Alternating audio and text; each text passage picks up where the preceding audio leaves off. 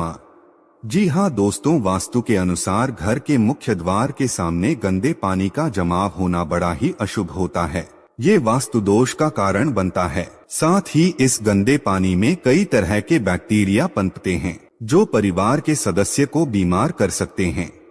इसीलिए अगर घर के सामने गंदा पानी जमा होता है तो उसे तुरंत हटा देना चाहिए। वास्तु के अनुसार अगर ये है जल जमाव घर के पश्चिम दिशा की ओर हो तो धन का नुकसान होने का डर हमेशा लगा रहता है। और नंबर 2 की बात करें तो कांटेदार पौधे। जी हाँ दोस्तों, कांटेदार पौधे कई बार लोग घर के शोभा बढ़ाने के लिए घर के सामने कांटेदार पौधे रख देते हैं, लेकिन ऐसा करना बिल्कुल गलत है। मुख्य द्वार के सामने कांटेदार पौधे होना क्लेश निर्माण करता है, जिससे परिवार के सदस्यों में आपसी प्रेम कम होता है। साथ ही शत्रुओं की संख्या भी बढ़ती है। इसीलिए घर के सामने कांटेदार पौधे न रखें। घर के मुख्य द्वार के सामने तुलसी अथवा सुगंधित फूलों वाले पौधे अवश्य रखें।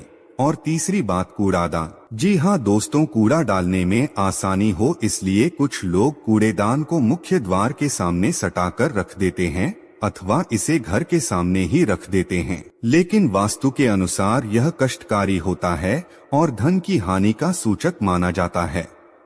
इसलिए ऐसा न करें। और दोस्तों, कूड़ेदान को उत्तर दिशा में नहीं रखना चाहिए। इस दिशा को देवी लक्ष्मी की दिशा माना गया है। और नंबर 4 की बात करें तो बिजली का खंभा। कई घरों के सामने बिजली का खंभा होता है, लेकिन वास्तु के अनुसार ये है परिवार के सदस्यों की उन्नति में बाधा होता है। मुख्य द्वार के सामने खंभा होना बहुत ही हानिकारक होता है। इसीलिए मुख्य द्वार बनाते समय इस बात का ध्यान रखें। और नंबर 5, पेड़ पौधे। घर के मुख्य द्वार के सामने घने पेड़ पौधे नहीं होने चाहिए। इससे वास्तु दोष उत्पन्न होता है। साथ ही इससे सूर्य प्रकाश घर में प्रवेश नहीं कर पाता। प्रातः काल में घर के मुख्य द्वार से सूर्य प्रकाश घर में प्रवेश करता है तो यह स्वास्थ्य के दृष्टिकोण से भी अच्छा होता है। साथ ही घर में सुख, समृद्धि और शांति बनी रहती है। इसी कारण घर के मुख्य द्वार के सामने पेड़ होना शुभ नहीं माना जाता। और छठी बात, बेल का ऊपर चढ़ना।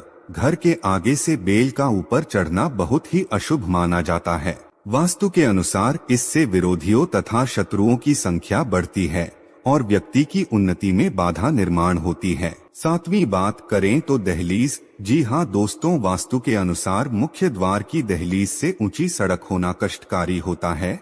और दोस्तों, साथ ही वास्तु के अनुसार जिन पौधों में से हमेशा दूध की तरह सफेद रंग का तरल